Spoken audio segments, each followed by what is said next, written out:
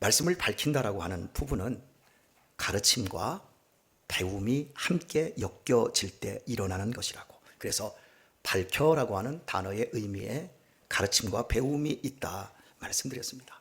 오늘 또 생명의 말씀을 밝히게 되었습니다. 이 말씀이 우리 모두에게 빛이 되고 이 세상 어둠을 몰아낼 수 있는 강력한 역사가 일어날 수 있기를 소원합니다. 우리는 너무나도 불완전한 존재입니다. 그리고 한계를 갖고 있습니다. 그럼에도 불구하고 하나님께서 생명의 말씀을 가르칠 수 있는 권세를 주셨고 또 이 생명의 말씀을 배울 수 있는 특권을 허락해 주셨습니다. 이 말씀을 가르치고 배우는 이유는 단 한 가지입니다. 그 말씀대로 살기 위한 것입니다. 말씀대로 살 때 우리는 우리 안에 들어와 있는 예수 그리스도의 생명의 빛을 자연스럽게 발산하게 되어집니다. 무슨 업적을 세워야 되거나 무슨 큰 일을 해서 세상 사람들이 박수해주고 또 격려해주고 부러워하는 이런 것으로 해서의 빛이 아닙니다. 그냥 우리의 삶에서 내가 배우고 깨달은 말씀대로 사는 겁니다. 그 삶을 살아갈 때 자연스럽게 이 어그러지고 거스리는 아주 뒤틀려진 세상 속에서 우리 자신들이 빛이 되어서 그래서 우리의 수고도 헛되이 되지 않고 우리의 다름질하는 현실의 모든 분투가 마지막에 상 받을 수 있는 자리로 나가게 된다라고 하는 것. 그래서 성도는 말씀의 은혜를 받는 것이 가장 중요한 일입니다. 말씀의 은혜 받은 사람은 입이 달라집니다. 원망과 시비가 없어집니다. 그러나 말씀의 은혜를 받지 못하는 사람은 반드시 입이 자기 자신을 망하는 대로 가게 합니다. 이런 부분들을 지난 시간 살펴보았더랬고요. 오늘은 17절과 18절 말씀을 좀 주의 깊게 자세히 살펴보도록 하겠습니다. 만일 너희 믿음의 재물과 봉사 위에 빌립보 교인들을 향해서 바울 사도가 현재 로마의 감옥 안에서 편지를 쓴 겁니다. 그러니까 여기서 너희라고 하는 건 빌립보 교인들을 의미하죠. 이 빌립보 교인들의 믿음의 재물과 봉사 위에 이 표현을 쓰고 있어요. 빌립보 교인들의 삶, 그들의 예배, 그들의 봉사, 그들의 충성, 이 모든 것을 재물이라고 얘기를 하고 있어요. 재물은 살아서는 재물이 될 수 없습니다. 재물은 반드시 죽여져서 하나님께 드려집니다. 빌립보 교인들을 향하여 너희가 이 어그러지고 거스리는 세대 속에서 너희의 욕망과 너희의 쾌락을 죽이고 너희가 하나님 앞에 재물이 되고 있다라고 말씀하고 있는 거예요. 오늘 우리의 삶이 그리스도의 재물, 산 제사로 하나님 앞에 드려지고 있다는 것을 여러분 아십니까? 우리의 삶이 비록 보잘것없어도 누가 우리를 알아주고 인정해주지 않는다 할지라도 내가 예수님 때문에 참아가고 내가 예수님 때문에 소망하고 내가 예수님 때문에 섬기고 내가 예수님 때문에 희생하고 있다면 하나님은 우리의 삶을 당신의 기쁜 제물로 받으신다는 사실입니다. 바울은 빌립보 교인들을 향하여 너희의 믿음의 제물과 말씀하고요. 여기에서 봉사를 나누어요. 반드시 하나님께 드려지는 제물의 삶을 사는 사람은 봉사의 삶을 살게 되어 있습니다. 봉사하지도 않으면서 하나님께서 나 받으신대요. 나는 하나님의 제물입니다. 말도 안 되는 논리예요. 반드시 제물되는 사람은 봉사의 삶을 삽니다. 이 봉사를 다른 표현으로 섬김이라고 할 수 있습니다. 섬기지 않는 사람이 어떻게 제물이 돼요? 말도 안 되는 논리가 되는 거예요. 그래서 바울은 너희의 믿음의 제물과 봉사 위에 이렇게 말해요. 그리고 내가 나를 관제로 드릴지라도 말해요. 관제는 이스라엘 백성들이 하나님 앞에 드리는 5대 제사가 있습니다. 그 제사의 마지막 끝, 그것은 포도주를 제단 위에 붓는 겁니다. 우리의 예배의 마지막은 축도지요. 축도가 끝나기 전에 가지 마세요. 축도가 끝나고 꼭 축도를 받고 가세요.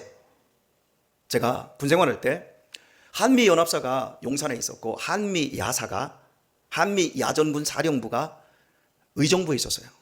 그런데 제가 이제 군 생활을 마치고 나서 2년 정도 있다가 한미야전군 사령부가 한미연합사령부에 흡수가 돼버리고 야전군 사령부가 없어졌어요. 두 개가 있을 필요가 없다. 6.25 전쟁이 종전된 지가 거의 이제 40년 가까이 됐으니까 야전군 사령부는 있을 필요 없다 해가지고 의정부에 있었던 땅은 의정부 시내로 돌려주고 아파트를 짓고 미군들이 다 이제 연합사 용산으로 돌아왔고, 지금 이 용산에 있던 미군들이 현재 여기 추팔리 본정리 이쪽으로 지금 이전해 온 거거든요. 그런데 제가 한미 야사에 토요일 날 차량 운행을 갔고 또 주일 날에도 차량 운행을 갔다가 놀라운 장면 하나를 제가 보았어요. 저는 지금도 그 장면을 잊지를 못합니다. 한미 야사에 들어간 날 이제 예배를 드려야 되니까 야사에 있는 들어갔어요. 그랬더니 한국군하고 미군하고 거의 이 퍼센테이지가 반절 정도 되어지는데 한국군은 앉아서 다 예배를 드려요.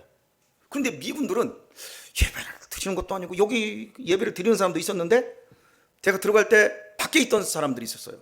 근데 그 사람들은 여전히 안 들어오더라고요, 예배 시간에.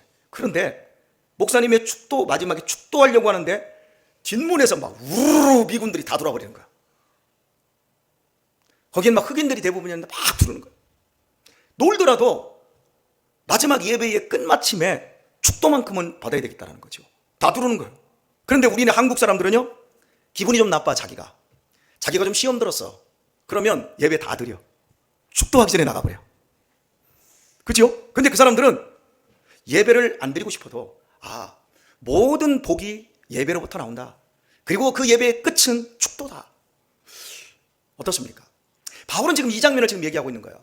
성도들이 하나님 앞에서 재물의 삶을 살고 섬김의 삶을 사는데 내가 그 위에 내 인생의 마지막을 포도주로 하나님 앞에 드리듯이 내 인생을 다 드려버리고 싶다.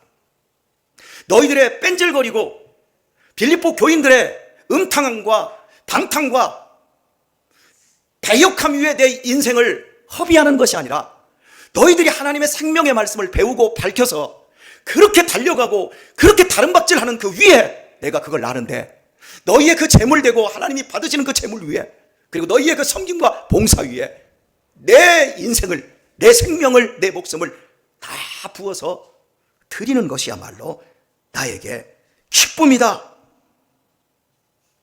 그 기쁨을 이렇게 표현합니다. 나는 기뻐하고 너희 무리와 함께 기뻐하리니 이와 같이 너희도 기뻐하고 나와 함께 기뻐하라.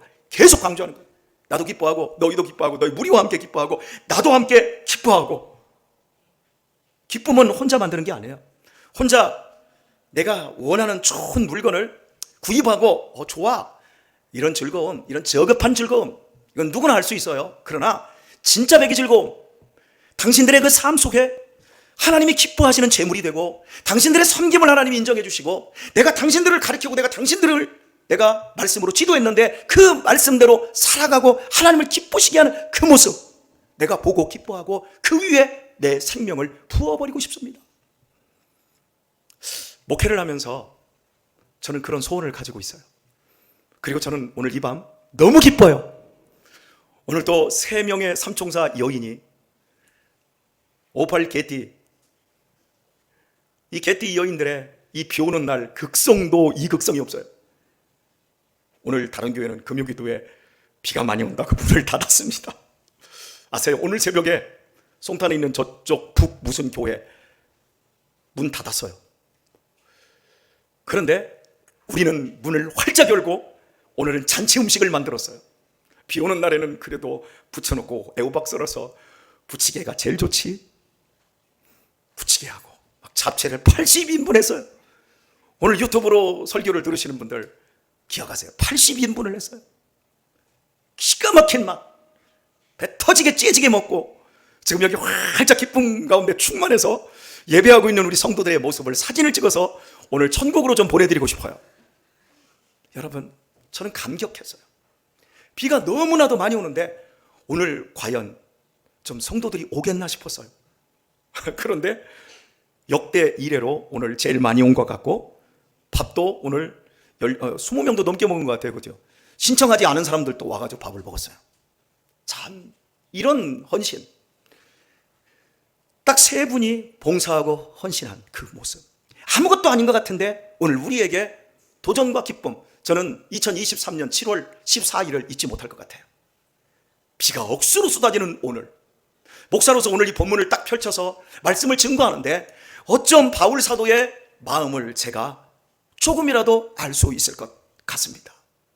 사랑하는 교회 여러분, 우리의 인생에서 우리가 이 땅에서 얼마나 성공하고 얼마나 많은 것들을 성취하고 많은 것들을 소유했느냐, 그런 것들은 죽음 후에 남지 않습니다. 하나님의 심판대 앞에 섰을 때 우리의 인생에서 남는 것은 하나님을 기쁘시게 한 것만 남습니다. 그 하나님의 기쁨이 우리의 기쁨이 되어야 합니다. 내 기쁨은 내 기쁨으로 끝나버립니다. 그러나 하나님의 기쁨은 내 기쁨이 되어지고 우리 모두의 기쁨이 되어지고 하나님 앞에 설 때 상 받고 영생복락 그 안에 들어가는 그 놀라운 은혜, 우리에게 담력과 용력을 주게 될 줄 믿습니다. 로이드 존스 목사님이라고 우리 시대의 가장 위대한 강해 설교자로 뽑혔습니다. 이분은 영국 왕실의 의사였어요. 근데 본인이 말씀에 대해서 은혜를 받고 보니까 의사로 사람 병을 고치고 왕실 주치의로 여왕과 그리고 몇 명의 왕족들을 고치는 것보다는 영혼을 고치는 것이 더 좋겠다, 이 마음을 받고요, 왕실 의사를 사표를 내버립니다.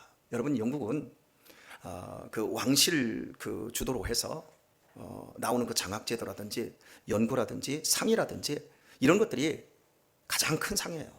가장 큰 자랑이고, 그리고 영국 왕립학회 이런 쪽에서 봉사하면 백작이라든지 남작이라든지 이런 자귀를 수여받습니다. 그게 한번 그 자귀를 수여받으면 그 가문 대대로 그 명예와 그 위를 그대로 유지할 수 있어서 평생의 영국 사람들의 소원은 영국 왕실에 기대어서 자귀를 받는 거예요. 그런데 이 사람은 만약에 한평생 영국 왕실의 최고의 의사로 쓰임받으면 그 사람은 이 자귀를 받을 수 있어요. 그런데 사표를 내요. 그리고 시골 멀리 떨어지는 시골 교회로 부임을 갑니다. 그리고 말씀을 친 거예요. 근데 이 사람이 82인가를 살았는데 마지막 죽을 때쯤, 그게 얼마나 신신한 사람입니까? 마지막 죽을 때쯤 기자가 물어요. 당신의 인생에서 평생 당신에게 진지하게 생각하게 만든 것이 있다면 무엇이 있었습니까? 당신이 목사로서 살아온 인생 동안 당신을 가장 진지하게 하고 두렵게 했던 것이 무엇입니까? 라고 물었을 때 로이드 존스 목사님께서 하나님이 나를 어떻게 생각하실까? 내가 하나님의 심판대 앞에 섰을 때 하나님이 나에게 뭐라고 얘기하실까? 나는 그게 내 평생 동안 내 속에서 떠나지 않았던 핵심적인 질문이었습니다. 그리고 저는 두려웠습니다. 예수님 믿고 구원받고 천국 갈 것입니다. 그러나 마지막 날에 우리는 예수님 믿음으로 말미암아 천국에 들어가기 전에 하나님의 심판대 앞에 설 겁니다. 우리의 인생의 날 동안 살아왔던 모든 삶을 우리에게 물을 겁니다. 하나님 앞에 우리 자신이 제물로 드려졌는지, 아니면 우리가 하나님의 제물을 이용하여서 내 허탄한 것들의 인생을 망쳤는지, 우리가 봉사하고 섬김의 삶을 살았는지, 아니면 이기적인 욕망에 의해서 내 인생을 허비했는지 하나님이 우리 자신의 인생을 다 검증해낼 것입니다. 사랑하는 교회 여러분, 우리 어떻게 살아야 될까요? 오늘의 말씀을 맺으면서 정확하게 몇 년 전인지는 지금 기억이 안 나는데 한 10년에서 한 8년 어간에 제 중학교 때 함께 육상을 했던 원반 던지기를 하던 제 선배를 기억하게 됩니다. 그 선배가 40대 그 초중반에 이 병에 걸렸어요. 당뇨에 의한 합병증으로 죽게 되었는데, 키가 80이 조금 넘었던 형이었는데 등치도 좋았어요. 원반 던지기를 했으니까.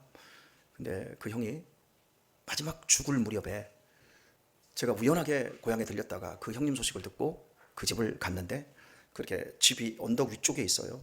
근데 제가 이제 미리 연락하고 갔는데, 그 봄날, 좀 늦은 봄날이었던 것 같은데 바싹 말라가지고 뭐 한 몸무게가 한 50kg도 안 나가 보여요. 한 90kg 가까이 나갔던 사람인데, 그리고 휠체어에 앉아서 여기다가 담요를 이렇게 덮고 이렇게 하고 나를 쳐다보는데 눈이 쏙 들어가요. 그리고 마지막에 제가 그 형님이 갔을 때 상현이 형 그러는데 못 알아보겠더라고요. 마지막 그 형님의 그 죽음을 앞에 둔 그 모습이 제 뇌리에서 떠나가지를 않습니다.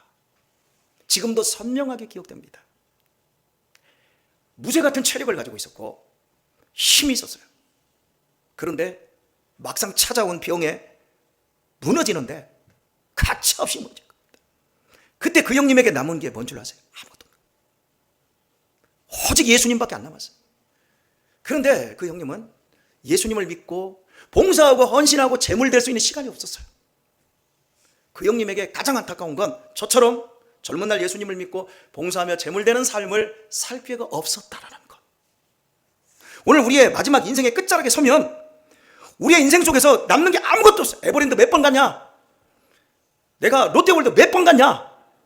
내가 해외여행 며칠 갔냐? 비행기 몇 번, 제주도 몇 번 갔냐? 내가 고독에 살았냐? 분당에 살았냐? 그런 건 아무것도 기억하지 않아요. 아무것도 기쁨이 되지 않아요. 그러나 내가 남이 알든 모르든 주님 앞에 재물됐고 섬겼고 많은 사람들과 기쁨을 함께 나누었던 삶만 기억에 남는 겁니다.